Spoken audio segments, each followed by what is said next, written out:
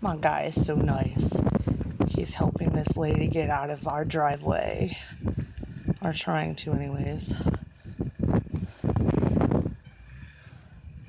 Yay, he did it.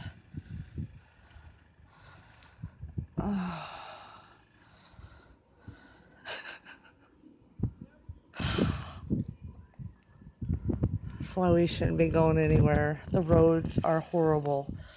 We had sleet, which caused black ice, because shortly after that came down, the roads you could see glistening. It was just like really pretty. And then light snow, and I was like, oh, yay, black ice. And so, like, I'm pretty sure that between that and the snow, I can't imagine how many accidents have happened today.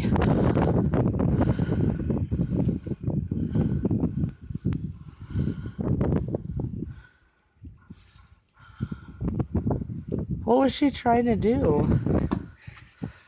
She's trying to park in the back. Oh, well, tell her to come around the side.